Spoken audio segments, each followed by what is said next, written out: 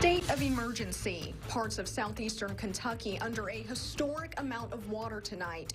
I woke up this morning, it was around the side of the house. Before we got out, it was coming up on the steps. Entire buildings underwater. Homes washed from their foundations. At 7, our crews are in the impacted areas talking to people who have lost everything. We also have information on how you can help. It's the top of the hour. Fox 56 News at 7 starts right now. Live from Lexington, this is Fox 56 News. Now, breaking news. It's a day that will be remembered in Kentucky forever. Up to a foot of rain fell in just a few hours in parts of southeastern Kentucky, leaving entire communities underwater tonight.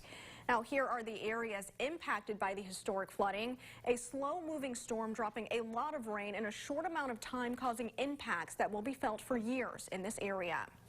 And here's the latest information we have. Governor Andy Beshear saying 8 people have now died as a result of the flooding.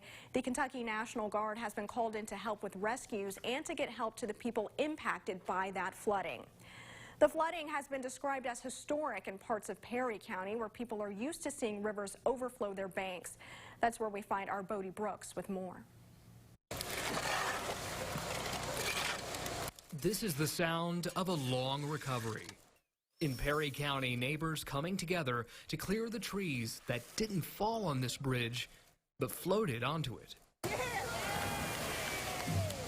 About 3 this morning, it was kind of covering the bridge, and by 5 o'clock this morning, we couldn't see our roads. I mean, as far as you could see both ways, we couldn't see any form of road. Christy Davis was lucky enough for her home to be spared, but the one across the street was at one point underwater. Thank you, Barbara, for waking me up, buddy. For Trent Mullins, he's counting himself lucky his home is elevated about 6 feet above the roadway. The water came right to his porch. About 3:30, my dogs were barking and going crazy, and I got up, looked out the window, and I had about 2.5 feet of water in my front yard here. It was a solid lake from here to the mountain, probably 100 yards across. The receding waters giving way to now drivable roads tell the story. Debris everywhere. A massive trailer washed into this stream. This abandoned car filled with mud and leaves. Neighbors helping neighbors as they now clean up and rebuild. There's actually a police officer here in town. They paid their house off 2 days ago, and now it's gone. There's been people stuck. I mean, it's been really, really scary. In Perry County, Bodie Brooks, Fox 56 News. And if the situation isn't bad enough already, more rain could fall across southeastern Kentucky tonight. Chief Meteorologist Chris Johnson is here with the first look at the forecast. What are we looking at here? Yeah, well, listen, we got another round of some showers and storms starting to develop back to our west, Amani, so we're keeping a close eye on that. But I want to talk about some of these totals real quick with the flooding, this historic flooding that we've had across portions of southern and far southeastern Kentucky. And it's easy to see the axis of heavy rain that hit the areas, including portions of Perry County, southern Breathitt County, getting eastward into southern portions of Floyd County. It's just been an historic flooding event across these areas. And look at some of the rainfall totals, and you can see the axis of heavy rain ranging between 5 to 6 inches upwards to about 11 or 12 inches in some spots. A foot of water in some locations in this terrain in southeastern Kentucky. That's going to lead to big-time problems like we've seen throughout the course of today. Here's the cold front. We're not done yet. Showers and storms ramping up back to our west. This is all sliding towards the east. More development working into southeastern Kentucky. Folks, we're not done with the rain and storm chances. And some of those storms later this evening, tonight, could be on the strong to severe side. Damaging wind gusts, that's a possibility. Torrential rainfall, that's on the table. So more flooding issues, certainly a possibility. We're going to talk more about that forecast and take a look at what's ahead for the weekend here in just a bit. Amani. All right, Chris, thank you. Governor Beshear declaring a state of emergency for the areas impacted by the flooding. The state has opened 3 of its state parks to help with people who have lost their homes. The parks are Jenny Wiley, Buckhorn, and Pine Mountain. The Breathitt County Courthouse is also being used as a flood shelter, as well as the First Presbyterian Church in Hazard. Several counties in southeast Kentucky are impacted by this tragedy. Another county we visited was Breathitt County, and that's where we find our Danielle Miskell. She spoke with one resident who has spent the entire day evacuating her home. Danielle. So I'm standing here along Highway 15, and this highway runs through Breathitt County. I got as far as Lost Creek, and all along that drive, I just saw how the North Fork Kentucky River was just spilling over the highway, damaging homes, even preventing people from getting back to their homes because they had to come up here to Jackson just to get cell service, but now they can't get back. One family that I spoke with who lives along the river told me that they were waiting for a U-Haul and preparing to evacuate. Take a listen. And my uncle came over here beating the door down at 4, and we just got up and started packing. Jackson resident Alexis Scaldwell has been racing against the clock since she woke up at 4 a.m. And then at 6, I mean, it went from just being in the field, and then by 7, it was at our vehicles, and we had to move them up here. She and her grandparents have been trying to save their items, but the water continues to rise.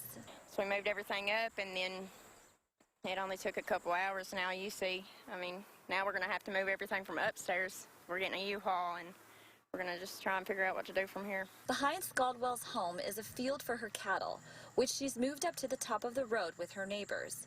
Here you can see her neighbors saving their animals, but she and her neighbors say there just hasn't been enough time to save everything else. I mean, it happened so fast. I've cried a couple times.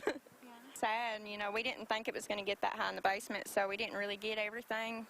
Like, we just left things that was up high, and that's all gone. My papa's in his 70s, and he said he's never seen nothing like it. She's pointing to where the river usually is and says the water level is rising fast. We just watched it rise in 20 minutes. It was down at the concrete, and now it's about to get in up there. That's 2-story right there. A U-Haul is now on the way, and the work is not over yet. They have to keep working to save what they can from their home. I mean, my papa's going to stay, and then if it starts rising to the front porch, they're going to call me, and we're going to start trying to get everything. We're going to load it on the U-Haul. It's on the way right now. And I've seen different emergency rescue crews and school buses at different stopping points along Highway 15. They're picking up families who have been evacuated from their homes and busing them to the nearest shelters. Live in the city of Jackson, Danielle Miskell, Fox 56 News. It's a devastating scene there, Danielle. Thank you. The governor said today people were being rescued from off of their roofs and from trees as the floodwaters hit. The Kentucky National Guard is leading the rescue effort. It's also getting helicopter help from both the National Guards in West Virginia and Tennessee. What we're striving to do is get ahead of this. So with the governor and I speaking is provide more resources, not just waiting until there's an incident or an event that requires some sort of response to it, but pushing resources to the impacted area that we can be even more responsive than we currently are. The Lexington Fire Department is also helping with the rescue effort. It's sending in extra boats to help. Now, many of you seeing this devastation are asking, how can I help? Much like it did with the deadly tornadoes in western Kentucky in December, a new fund has been set up to collect donations. The website is teamekyfloodrelief.ky.gov. Governor Beshear saying water and cleaning supplies will be some of the first things needed in the area, and money donated to the fund can help with that. We have that web address and more information about how you can help inside this story on the Fox 56 News app. State officials have been responding to this state of emergency since early this morning. Straight ahead, we talk with Kentucky Governor Andy Beshear to get the latest updates on the rescue efforts. You're watching Fox 56 News. Our home, your news.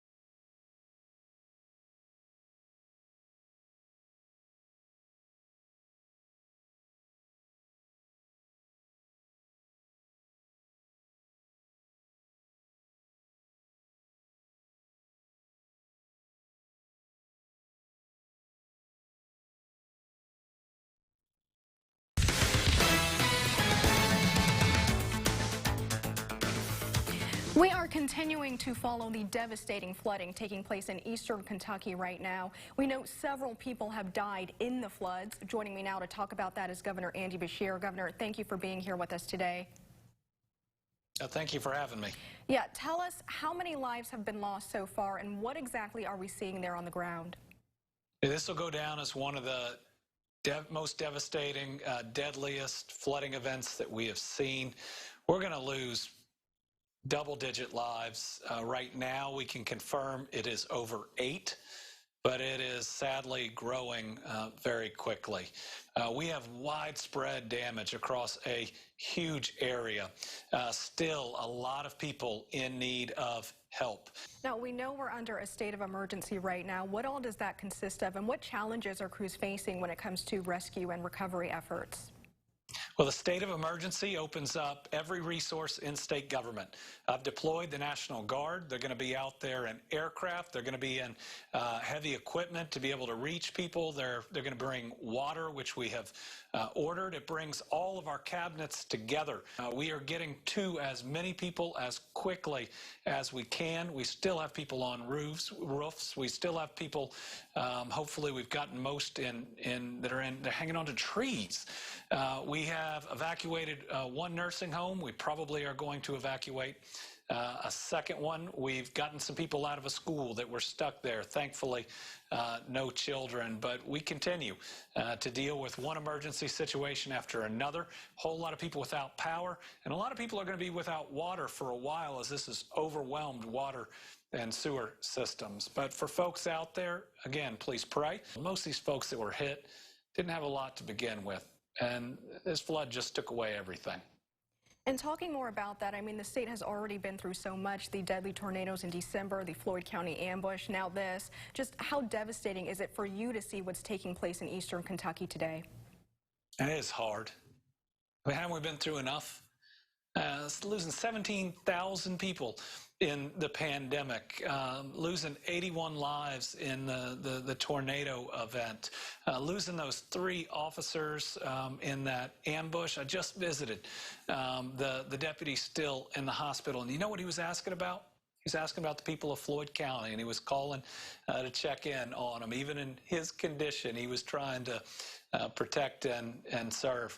You know, I wish I could understand the why we've been hit so hard, but I will tell you, we see God in the response. We see people that are risking their own lives to help other people, and we can do the same.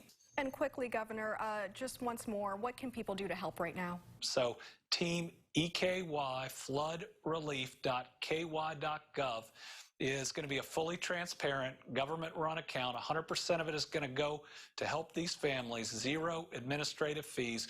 We want to make sure we're there for them in the long run. That's our commitment. And remember, they're still going through it right now.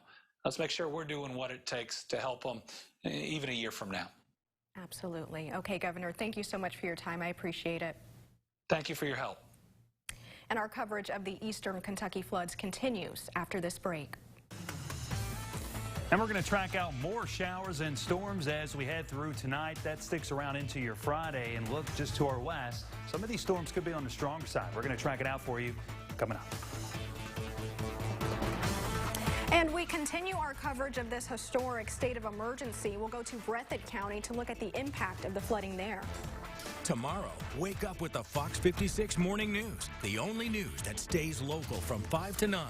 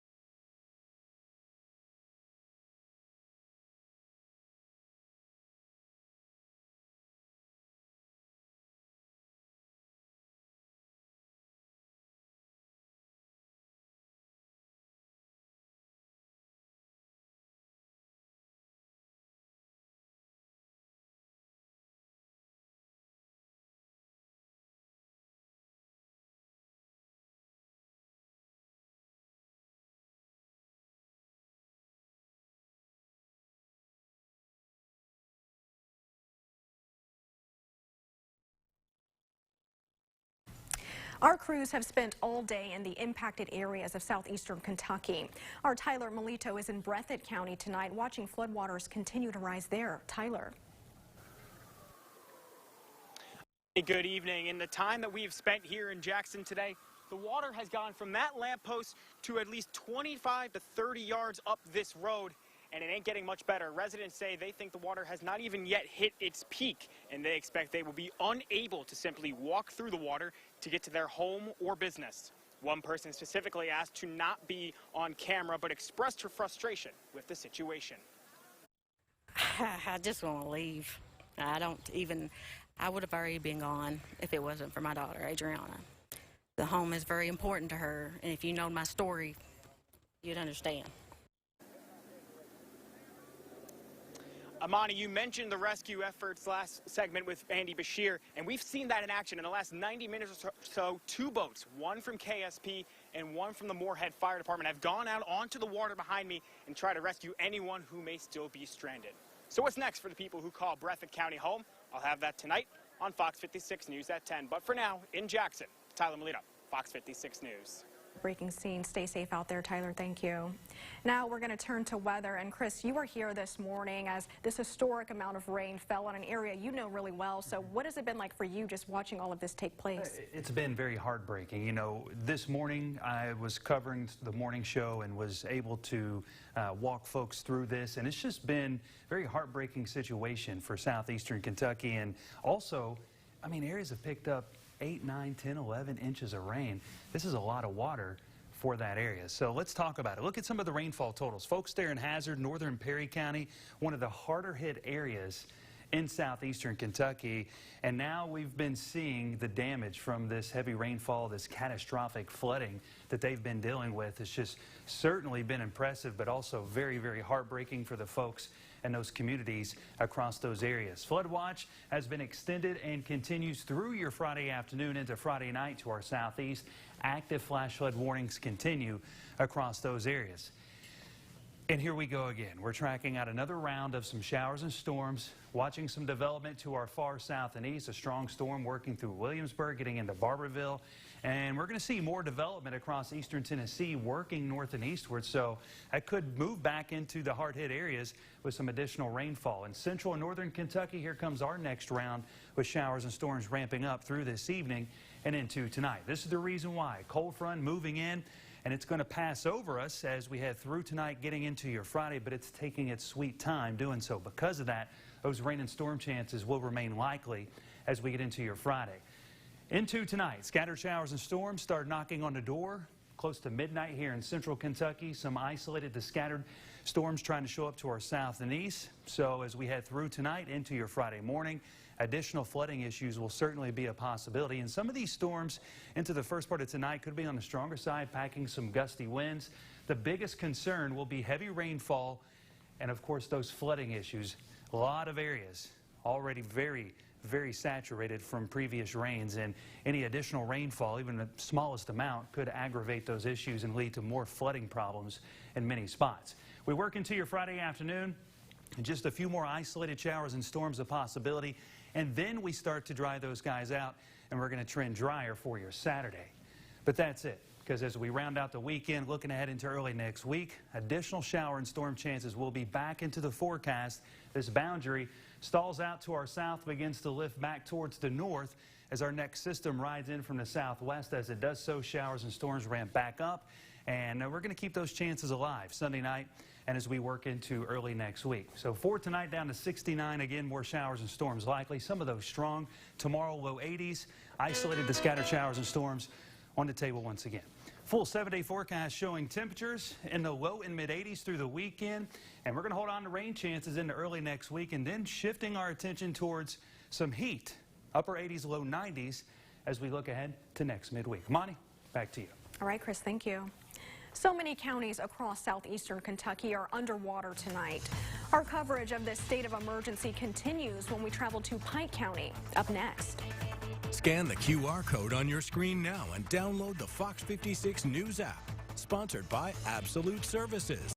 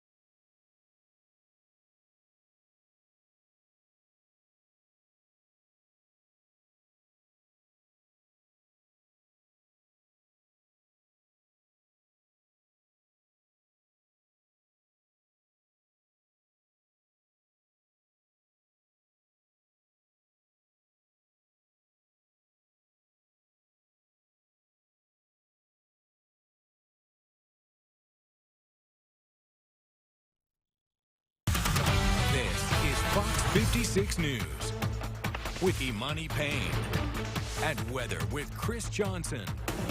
Our coverage of the historic flooding in southeast Kentucky continues in Pike County, Kentucky's easternmost county, with more than 5 inches of rain overnight. Nikki Walter shows us the damage there. It feels really good that we're helping people. Carly Bartley and her family spent the day cleaning up the mess that Mother Nature left behind. But not at their own house, at the home of their neighbor, Lou Hamilton. Lou shares this home with her brother, William. He's bedridden, so early this morning as the water was coming up, a rescue team came in to move him to safety. Now the race is on to get him back home. It's good. It's good to see a neighborhood pitching in like they are. And, you know, we know that her brother needs to get home this season. So that's our goal, is to get him a room ready, get him back up here, then we can work in around it. Lou's home is filled with mud and water right now. Everyone working as fast as they can, helping out like neighbors do. We're helping her because she's our neighbor, and my mommy and daddy said we have to help her first because her work's like a mess. And then I think we're going to move on to that one over there. Like, she was in need and she was just working all by herself, so it feels just good to help her to get her house back in the right shape. To Lou, they are angels, making a heavy job a little lighter. Well, just about be probably a week, but we need to get our brother back. And thank you for being with us tonight. Our flood coverage continues at 10. Good night.